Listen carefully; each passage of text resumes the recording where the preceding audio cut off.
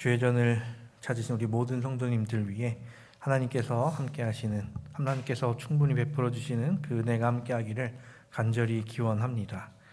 오늘은 바울이 가이사에게 호소함이라는 제목으로 함께 은혜 나누길 원합니다. 하나님의 말씀 사도행전 25장 1절부터 12절까지 있는 말씀을 함께 보시겠습니다. 사도행전 25장 1절부터 12절까지 있는 말씀 제가 봉독해 올릴 때에 눈으로 함께 따라 읽어주시기 바랍니다. 사도행전 25장 1절부터 있는 말씀입니다.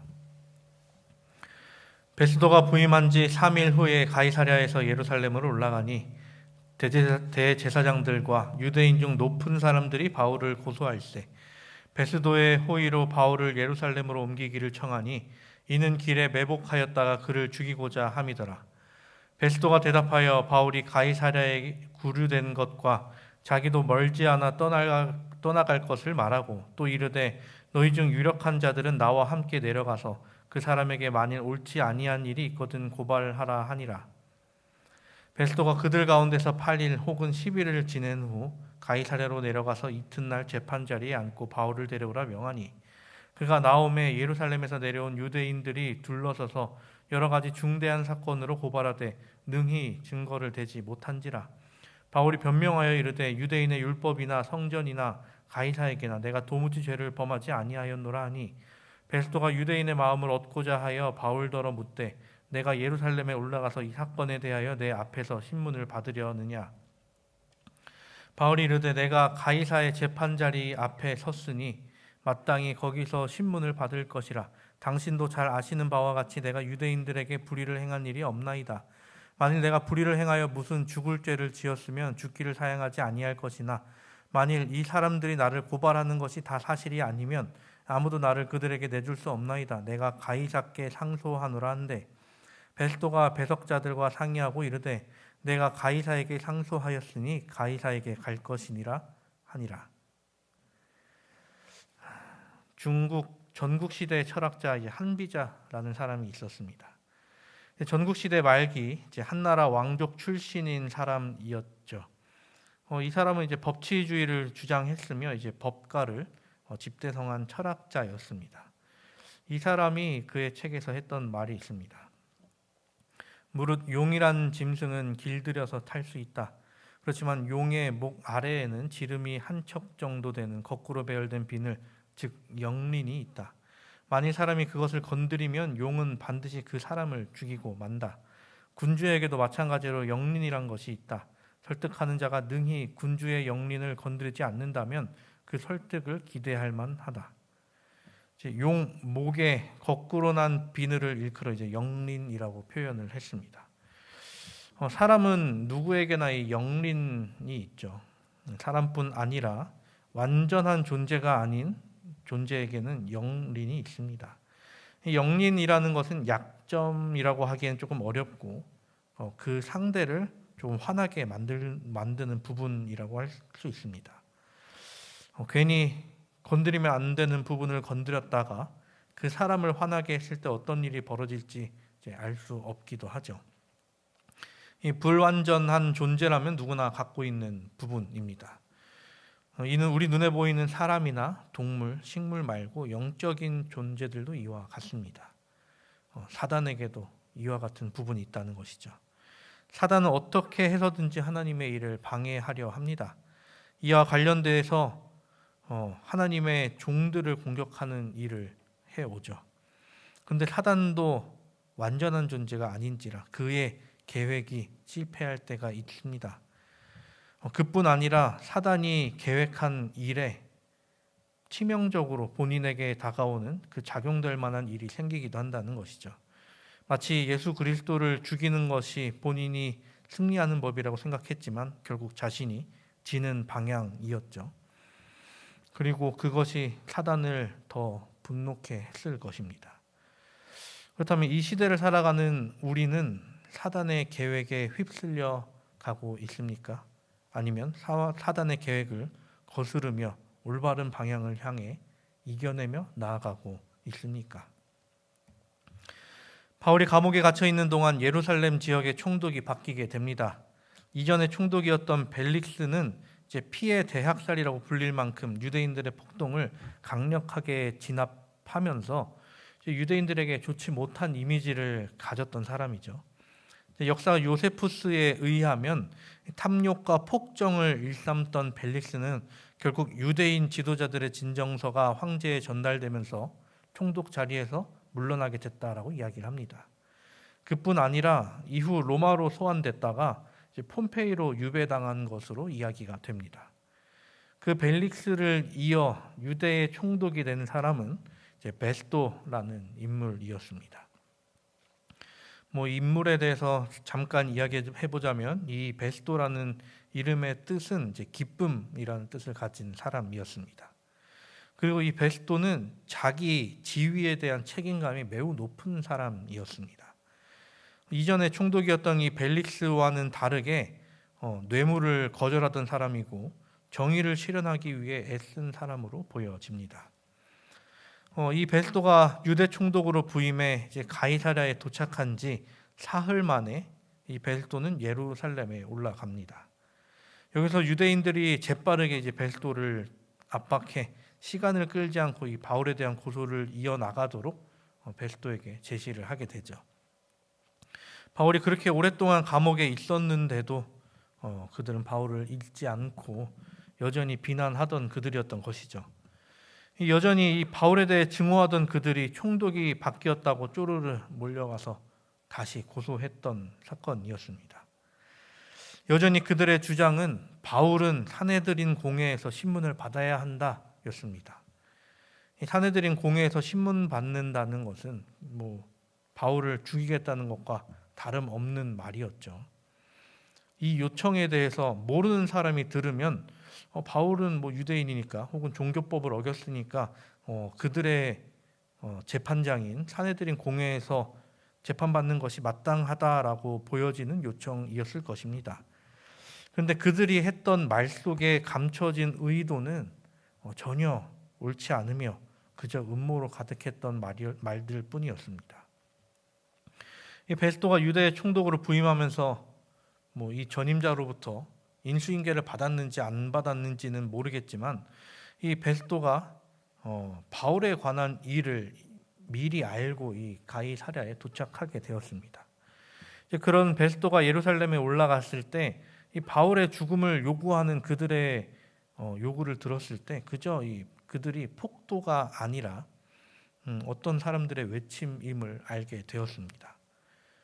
그들이 모였을 때 이 유대에서 온 사람들을 봤을 때 이 사람들은 예루살렘에서 가장 존경받던 대표자들과 그리고 대제사장들을 대동해서 공식적으로 바울에 대한 요구를 제안하러 찾아왔던 것이었습니다.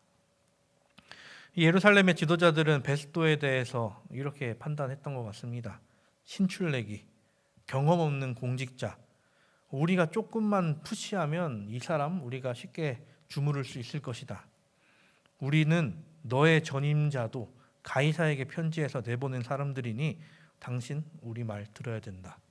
이런 느낌으로 다가갔던 것 같습니다. 이 베스도에게 우리가 뇌물도 좀 쥐어주고 겁도 좀 주면서 이렇게 우리가 조련을 하면 우리가 원하는 것을 얻어낼 수도 있으리라라고 생각했던 것 같습니다. 근데 이 베스도는 인기를 좀 얻기 위해 자기의 정의를 굽히던 사람은 아니었습니다. 이 베스도라는 사람에 대해서 조금 더 평가를 해보자면 이 사람은 이전에 있던 벨릭스보다 이전에 이제 바울이 고린도에서 유대인들이 바울을 고소했을 때 그들의 고소를 기각했던 이 갈리오라는 사람과 비슷한 부류의 사람이었습니다. 이 갈리오도 아가야주의 총독이었죠. 이 베스도는 갈리오와 비슷하게 지금 돌아가는 상황을 정확하게 파악해냅니다. 이 사람들이 왜 이렇게 나오는지, 이들이 무엇을 원하는지, 그리고 이 안에서 정말로 정의가 무엇인지를 파악해냅니다. 그렇게 이 베스도는 유대인들이 자기에게 원하는 것을 내어주지 않게 되죠. 그리고 나도 곧 가이사랴로 돌아갈 것이며 거기서 바울에 대한 고소권에 적합하고 공정한 기회를 주겠다라고 이야기를 합니다. 유대인들은 자기들이 원하는 것을 얻어내지 못했습니다. 자기들이 생각했던 이 신출내기와는 전혀 다르게 녹록지 않은 실력자였던 것이죠. 이런 와중에도 유대인들은 자기들이 이전에 이 벨릭스에게 졌던 것을 떠올립니다. 이런 그들 앞에 바울이 선다면 어떻게 될까요? 이전에 흠씬 두들겨 맞은 바울에게도 패했던 자신들인데, 물론 감옥이라고 하지만 자택연금에 가까운 생활을 했던 바울이었죠. 체력적으로 모든 것이 회복되고도 남을 만큼 몇 년의 시간이 흐른 뒤에 만나게 됩니다. 이 바울의 침착한 태도와 그의 능력 있는 논증과는 대조적으로 이 유대인들이 가졌던 것은 논리도 없고 그저 때만 쓰는 자신들을 보게 되었던 것입니다. 그렇지만 이 유대인들은 자기들이 진다고 전혀 생각지 않고 목소리 크면 이긴다라는 마음으로 바울을 내놓으라고 요구합니다. 그러나 베스도는 이 유대인들이 하려고 하는 것이 무엇이든지 간에 이들을 그저 기쁘게 하려고 하는 마음은 없었습니다. 왜냐하면 한 사람의 목숨이 달린 일이었기에 내가 한 판단으로 어떤 사람이 억울하게 죽는 것을 원치 않아 했습니다. 이 로마라는 나라가 그러했죠. 물론 이 로마가 조금 무자비한 모습으로 비춰지긴 하지만 그만큼 이 고대 국가이긴 하지만 당시 주위에 있던 어떤 나라들보다 그 야만적인 나라들보다 더 문화적으로 발전되어 있던 국가였습니다. 특히나 이 법이 잘 세워져 있던 나라로 이야기됩니다. 그래서 나왔던 말 중 하나가 로마에 가면 로마의 법을 따르라라는 말이 있죠. 이 말이 정확히 언제 나온 말인지는 모르지만 이 로마라는 나라가 이제 법으로 유명한 나라이긴 했습니다. 그렇게 이 베스도는 유대인들에게 당신들이 원하는 것은 로마의 관습이 아니다라는 것을 이제 피력해 보이게 되죠. 그리고 피고와 원고가 대면하고 공평한 증인들 앞에서 그 피고에게 자신을 변호할 기회를 주어야 하는 것이 마땅하다라고 이야기를 합니다. 하나님께서는 이 하나님의 섭리로 이 베스도의 결정을 지배하셨습니다. 그렇게 해서 이제 바울은 생명이 연장될 수 있었던 것이죠. 이렇게 흘러가는 상황 속에서도 유대인들은 이상하게도 절대 포기하지 않았습니다. 끈기 하나만큼은 정말 최고라고 할 수 있지 않을까 싶습니다. 이 정도 끈기로 다른 일을 했으면 더 나은 사람들이 됐을 것 같은데 말이죠. 아주 베스도를 달달 볶아가면서 어떻게든 자기들이 원하는 결과를 얻어내려고 부단히 노력했습니다. 이 베스도가 예루살렘에서 자기들이 원하는 말을 하지 않자 베스도가 이제 가이사랴에 돌아가자마자 또 따라가 같은 요구를 또 고소를 하게 되죠. 그런데 당연하게도 그들의 말은 조금도 베스도의 마음을 흔들지 못했습니다. 그들이 매우 큰 목소리로 고함을 쳐댔지만 베스도에게는 그저 소음 정도로 느껴졌을 뿐이었죠. 유대인들은 바울에 대하여 계속해서 같은 소리만 반복했습니다. 바울은 이단이며 반역자이며 신성모독을 한 범죄자라고 말입니다. 그런데 그렇게 많은 시간이 흘렀음에도 불구하고 바울이 어떤 잘못을 했다라는 증거가 조금도 발견되지 않았고 조금도 늘지 않았습니다. 이때로부터 꽤 오래전 예수님을 재판에 넘겼을 때와 똑같은 그들이었죠. 예수님의 잘못에 대한 증거를 하나도 가져오지 못한 채 그들은 예수님을 고소했었습니다. 그리고 가이사에게 영예를 돌리는 것처럼 가장하면서 빌라도를 협박했던 그들이었죠. 이 같은 방법으로 베스도를 협박하려고 애썼습니다. 베스도는 그들이 외치는 제목과 바울이 해왔던 행동들을 살펴보게 됩니다. 그런데 아무리 봐도 그들이 외치는 비난으로 인해 한 사람이 죽어야 되거나 한 사람이 감옥에 갇혀야 되는 것은 옳지 않았다는 것이죠. 이런 이상한 상황 속에서도 꾸준하게 외쳐대는 저 비난의 목소리 때문에 베스도는 골치가 아팠을 것입니다.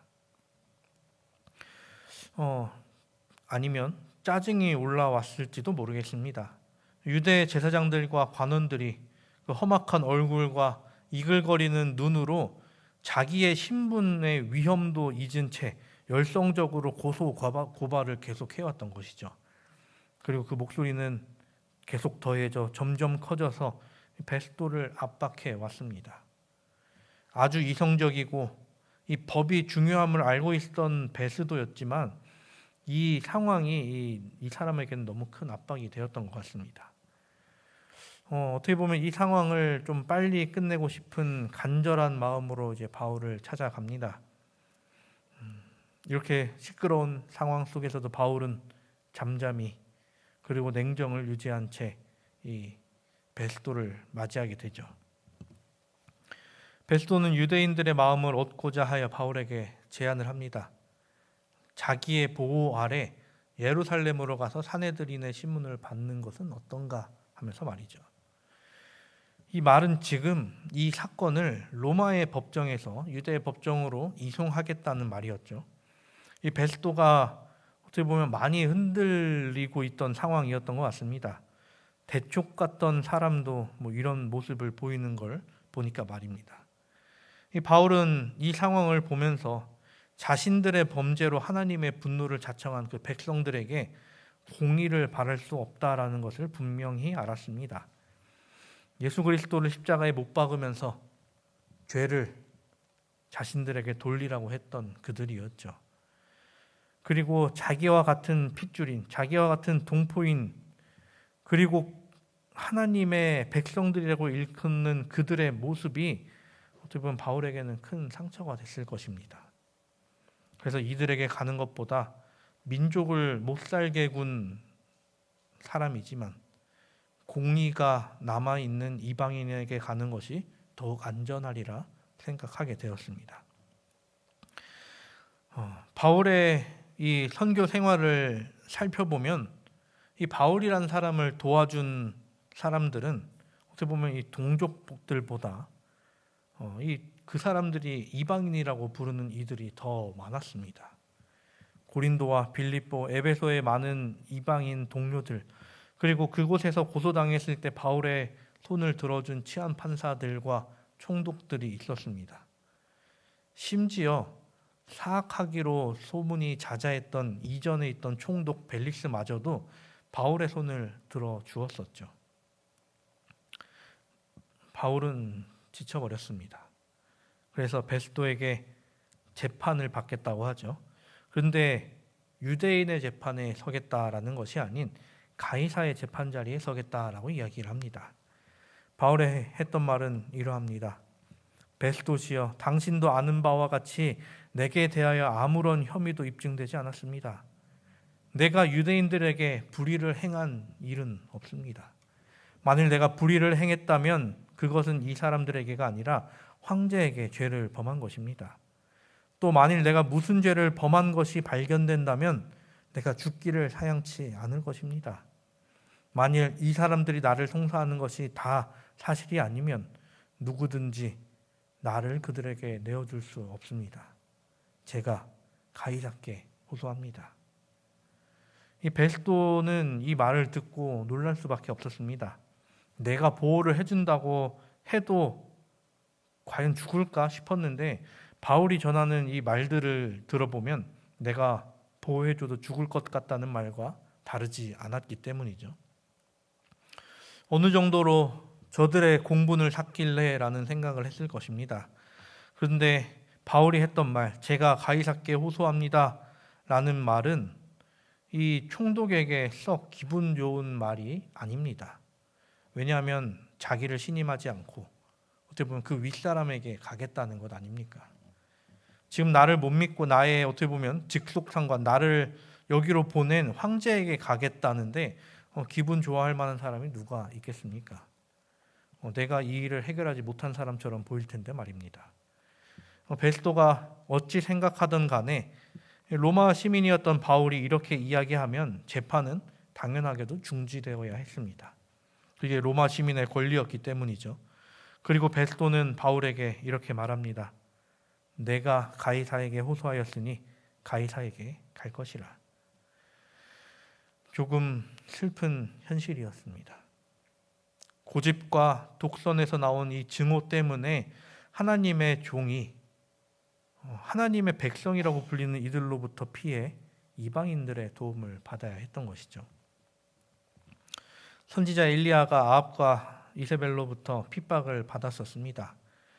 그런 엘리야를 구해주고 숨겨준 사람은 이방인이라고 불리는 사르밧 지방의 과부였습니다. 그리고 사도들이 이방인들에게 복음을 전하게 된 계기도 동족들의 핍박 때문이었죠. 그 동족의 바울이 그때 포함되어 있었긴 하지만 말입니다.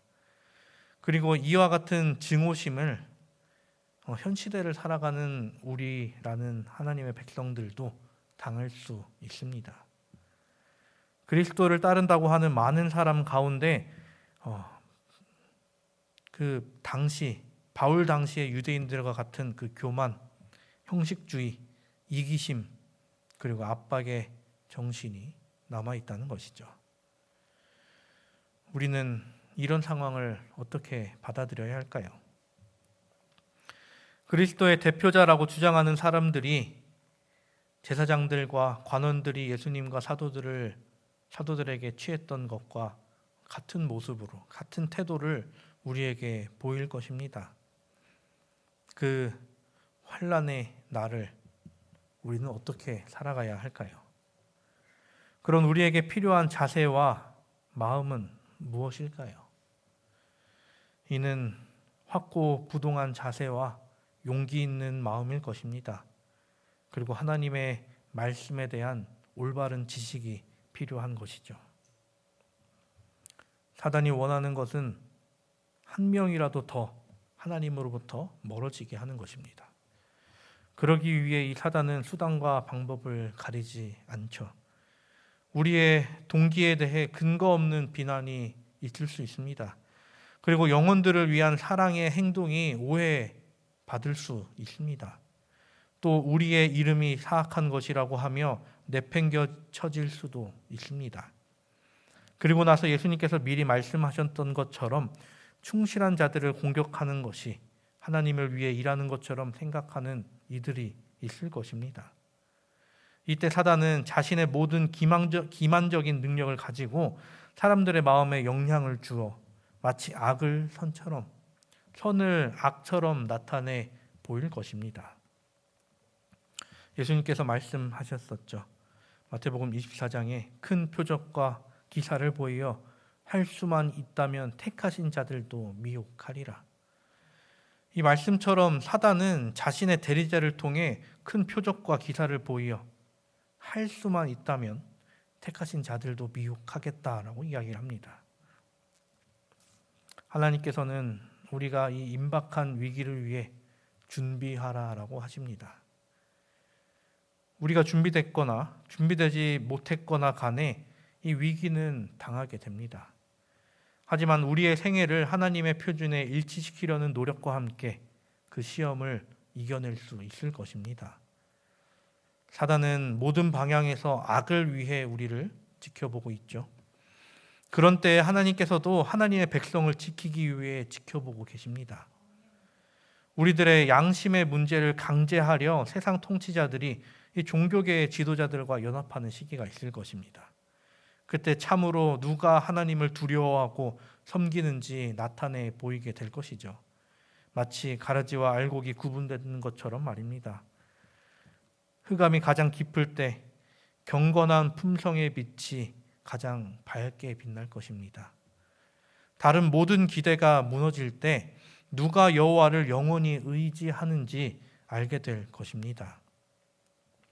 사랑하는 우리 성도 여러분, 이 세상은 그리고 사단은 우는 사자같이 두루 다니며 삼킬 자를 찾습니다. 그들은 생각합니다. 우리가 강하다. 이렇게 하면 이길 수 있다라고 말이죠. 그런데 우리가 잘 알듯이 사단이 아무리 노력해봐야 하나님을 이길 수는 없죠. 하지만 문제는 하나님은 분명 승리하시는데 우리가 지면 어떻게 될까요? 물론 하나님께서는 우리가 사단에게 잡아먹히지 않도록 최대한 도우실 것입니다. 그런데 사람이 만약 그 도움을 거절한다면 사단에게 바로 잡아먹히겠죠. 그렇다면 우리는 어떻게 해야 그 사단의 관계로부터 살아남을 수 있을까요? 그것은 우리의 믿음을 더욱 강하게 그리고 더욱 순결하게 유지해야 합니다. 물론 이 일이 말은 쉽지만 하기는 어렵죠. 우리가 항상 무언가를 해야 되며 노력하며 주님을 붙들며 사는 삶을 우리와 우리의 일상생활과 같이 해야 된다는 것은 상당히 어렵게 느껴지기도 합니다. 그리고 우리가 노력하면 노력할수록 더 많은 시련이 우리에게 찾아오겠죠. 왜 그런가 하면 사단이 우리를 넘어뜨리려고 했지만 넘어지지 않는다면 그것이 사단에게 영린이 되기 때문입니다. 물이 범람해서 물이 강하게 흐를 때 이 물길을 따라 그냥 흘러내려가 버리는 것은 쉬운 일입니다. 하지만 그렇게 떠내려가 버린다면 내가 어디로 갈지도 모를 뿐 아니라 사람에게 있어서 그 목숨이 아주 위험한 일이죠. 그런데 이것을 미리 준비해서 뚝을 만들고 물길을 분산시키는데 성공한다면, 물길을 거스르는데 성공해낸다면 그 물살은 더 이상 사람을 위험하게 만들지 못합니다. 바울은 사단이 그토록 강하게 내린 그 물길을 거슬러 올라갔습니다. 그 물길을 타고 낮은 곳으로 흘러내려가 봐야 그곳에는 좋은 것이 하나도 없기 때문이죠.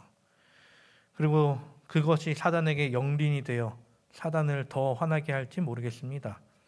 근데 그렇다고 해서 바울이 졌는가 하면 그렇지 않았죠.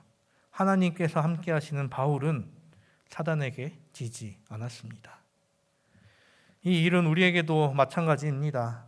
이 마지막 때를 살아가는 우리가 이 시대라는 것에 편승해 흘러내려가는 것이 아니라 굳건히 서서 하늘을 향해 나아가게 되기를 간절히 바랍니다. 하나님의 말씀으로 그리고 예수께서 우리에게 주신 약속으로 또 성령께서 함께하면서 도우심으로 인하여 그 사단의 모든 방해를 이겨내는 우리가 되기를 간절히 바랍니다. 우리에게 전해진 진리를 굳게 붙잡기 위해 가장 확고한 신뢰와 영웅적인 목표를 가지는 우리가 되기를 간절히 바랍니다. 그렇게 하나님의 백성으로 온전히 나아가 하늘까지 닿는 우리 모두가 되기를 바라며 말씀을 줄이겠습니다.